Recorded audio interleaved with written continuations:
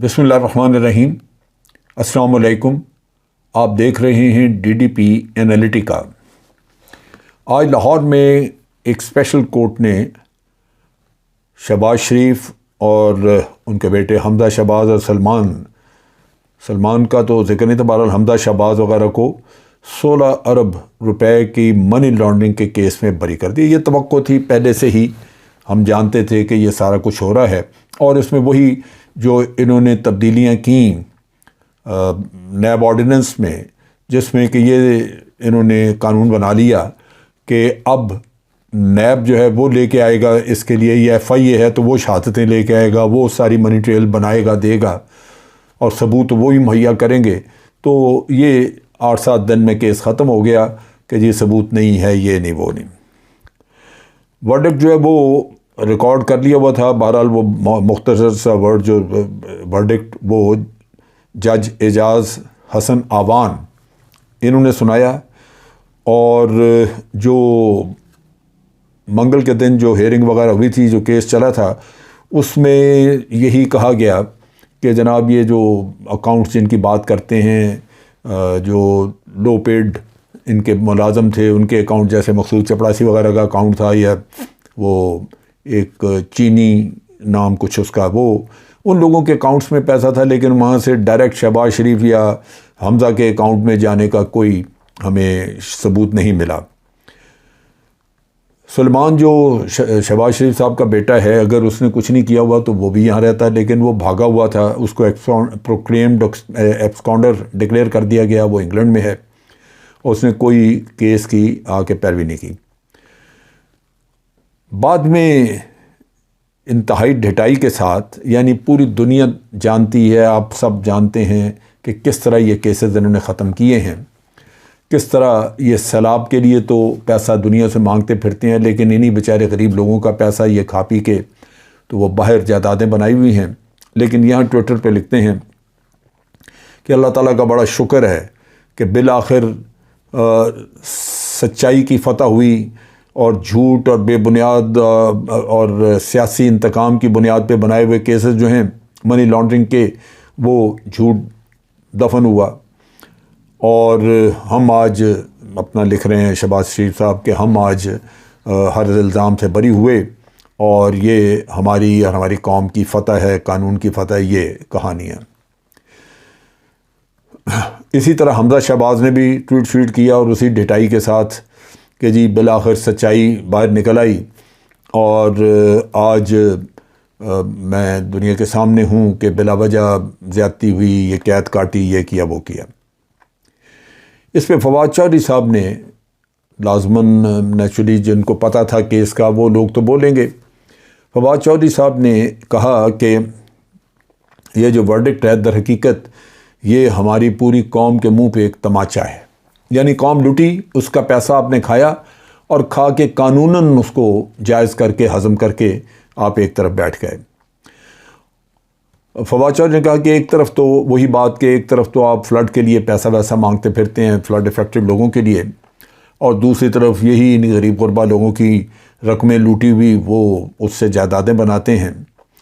इसी तरह शीर मज़ारी ने भी इस चीज़ को एक इंतहाई शर्मनाक फ़ैसला करार दिया कि ये हमारी पूरी कौम के ज़मीर को झंझोड़ने वाला है, या कौम के ज़मीर के मामले में आप देख लें कि कितनी बुरी बात है। अब ये जो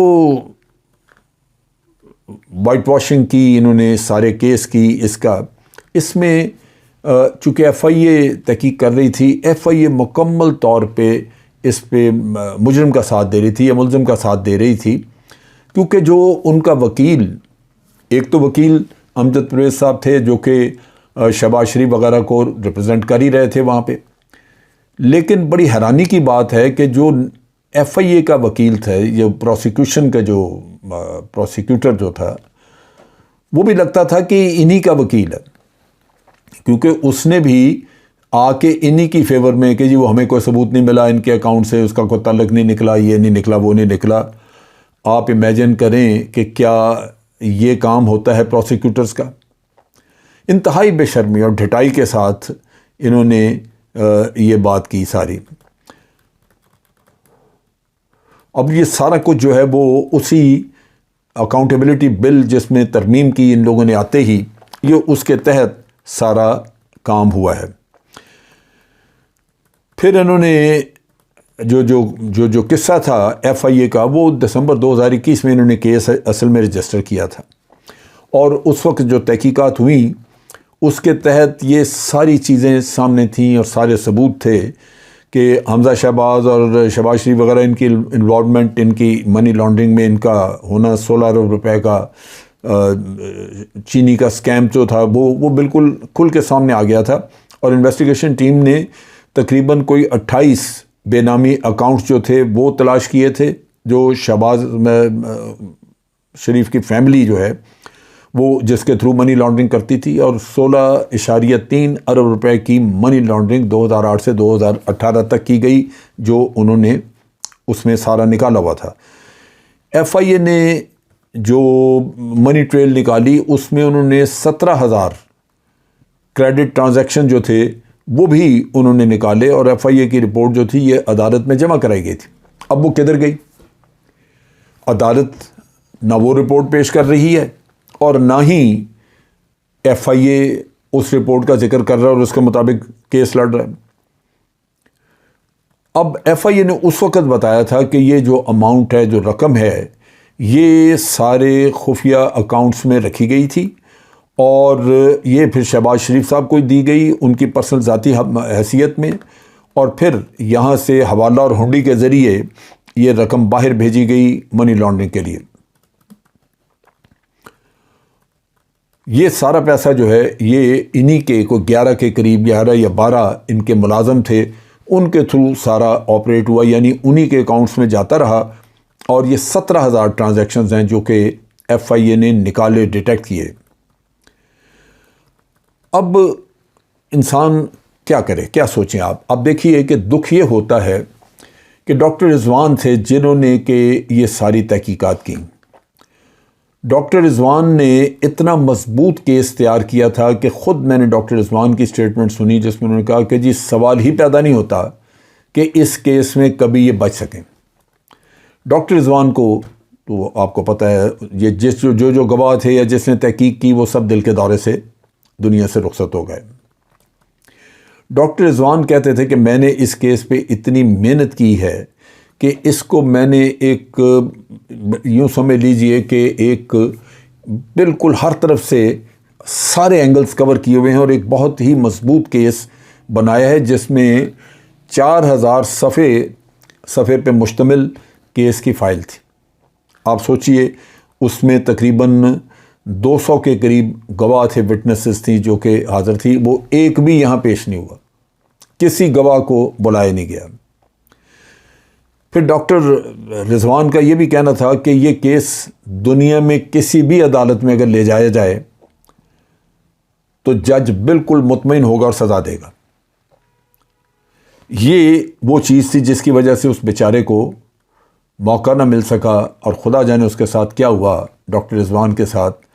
آج ان کی حکومت اور اس کی فیملی بولتی نہیں، ان کے عتاب سے ڈرتے ہوں گے، لیکن ایک وقت آئے گا کہ حقائق اس کے بھی سامنے آئیں گے، کیونکہ یہ سب دل کے دورے سے چلتے بنے جو اس کیس سے منسلک تھے لوگ۔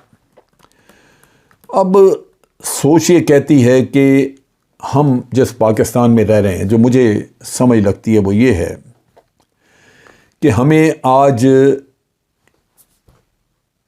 یہ دیکھنا ہے، میں یعنی سمجھنے سے قاصر ہوں کہ کیا واقعی ہم سچائی اور ایمانداری کو پسند کرتے ہیں؟